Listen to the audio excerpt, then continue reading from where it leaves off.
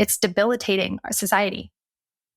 I mean, the level of chronic illness that we see today is, I think the last statistics that I read was that upwards of 75 to 80% of people in the population have one or more diagnoses. And the last statistic that I read about metabolic health was that 93% of the population would be categorized as metabolically unhealthy. And Wow. that is heartbreaking. That's heartbreaking when intuitively, and even just based on what I've studied, I know the body, that's not in the design. The body is designed to be able to heal when it's given the things that it needs to heal. But we've removed ourselves from so many of those things. I mean, one being nature, the most important thing. And again, that's where the circadian biology principles come into play, because most of us are getting up in the morning, we're turning on the light, we're looking at our cell phone first thing, and we've just completely discombobulated every single thing that's happening on a cellular level. Because that's how devastating it is, right? You look at your cell phone first thing in the morning and it's 6 o'clock in the morning and you've just jumped your clock to 12 noon in the middle of summer. And there's no amount of pills or potions or powders or supplements that's going to, compensate for that. So I think it's really, it's getting a solid understanding of those inputs that are required and the things that are going to help support your health the most.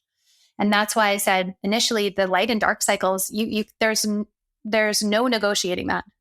If people are not willing to make sure that those are incorporated into their day and they're protecting themselves from artificial light and they are disconnecting from technology, because we know that these electromagnetic frequencies are directly damaging our health in so many ways, but we know that they damage our mitochondria. And so part of it, I think, is, to go back to your original question, is just that everything is so upside down. The way that we live is so upside down. And so I think it's hard for people to wrap their head around that so much of what we're told is wrong. So much of what we're told is okay is wrong. I mean, even when you look, I was just talking to a friend yesterday, and I could go on such a tangent with this, because even when you look at the settings in your cell phone, the recommendation is to not touch your phone, to keep it, within an inch away from your body. But in order to use the phone, you have to touch the phone. So it's, those messages, there's just so much disconnect between what we understand to be safe when it comes to these things and the reality of using things even just like technology.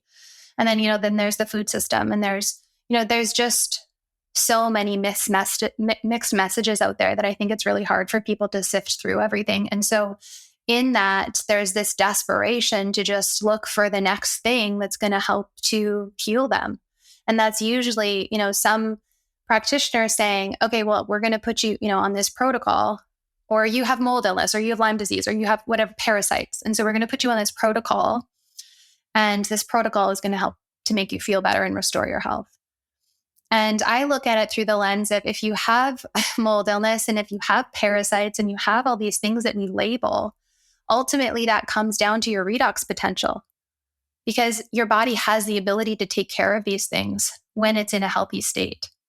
And of course, there's, extremes. If somebody's living in a moldy home and, that it's these chronic exposures are obviously going to eventually damage our cellular health over time.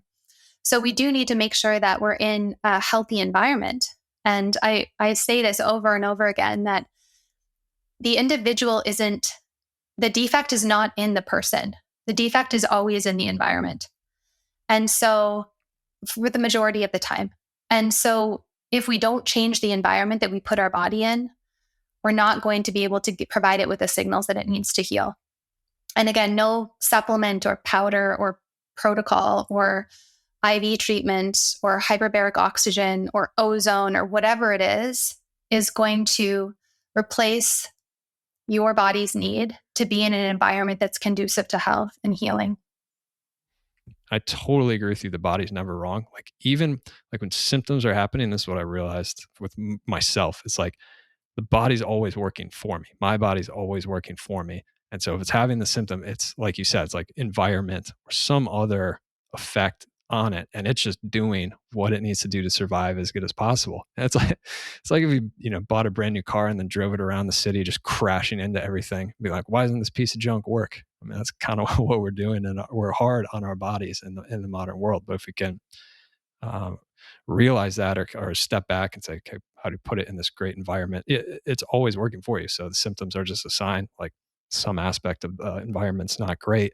So as far as setting people on the environment, as far as you mentioned light and getting the circadian rhythm, and you said morning sunlight, ideally 60 minutes in the early part of the morning, and then same thing, absence of light at night.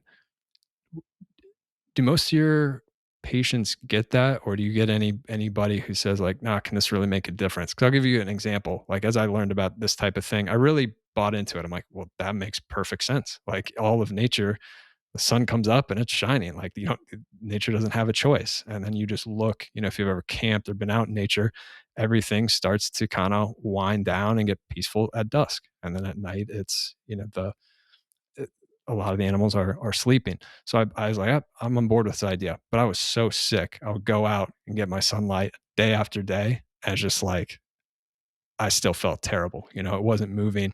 And when you feel that poorly, you really have to, you know, you really have to strengthen your mind to stay consistent and do these things that make sense theoretically, but might take a while for you to feel. So when you're working with sensitive clients, do you have to um, explain this to them in any additional way because of that, or do people tend to get it, and then do they see good results if they do it?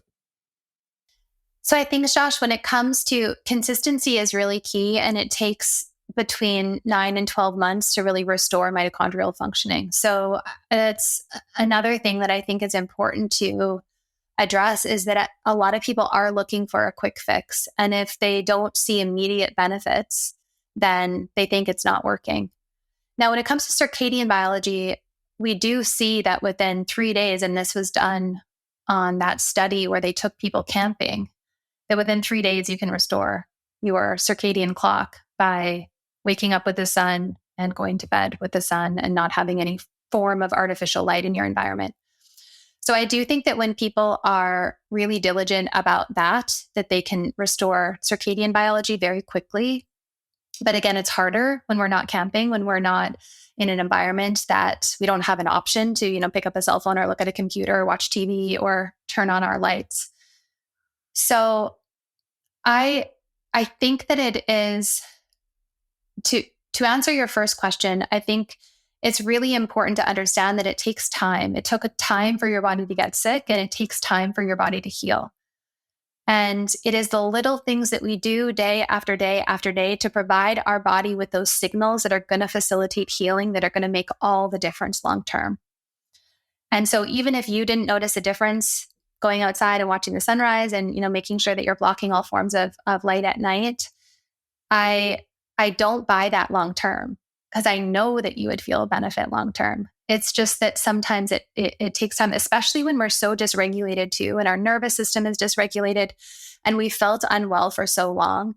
I think that the buy-in, when it comes to those individuals, it's harder to get them to commit to, right? Because again, you're right, you don't feel well. You don't feel like getting up in the morning and getting outside. And I did want to say that for those people, I will have them start with just opening the window, making sure that they're looking out the window first thing in the morning, because there are little steps that we can take in the right direction that are going to get us to where we want to go. But I honestly, at this stage of my journey and my career, a lot of the people that I see, they are so ready to be an active participant in their health. They're so ready to make the changes that they need, and they're eager to learn, and they want to understand. And so I don't feel that pushback from a lot of people that I work with anymore. Of course, there's always exceptions to the rule. And ultimately, Josh, those people, I say this with love, but I can only provide a roadmap. I can only provide a roadmap for individuals to take. And ultimately, the responsibility is on the person to actually be an active participant, to implement those things and implement them day after day after day, so that over time, once the body feels safe again, that health cycle can be restored. So